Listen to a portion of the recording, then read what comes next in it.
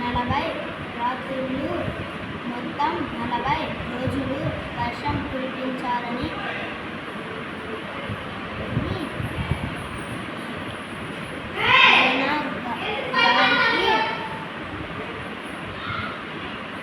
పెద్దగా చెప్పు. దేవుడు చెప్పాడు కూడా తయారు చేసుకోమని చెప్పాడు. గోడ యొక్క అంతస్తు అలా కుటుంబం 8 మంది జంతువులు పక్షులు మొత్తం మీద తయారు చేశారు.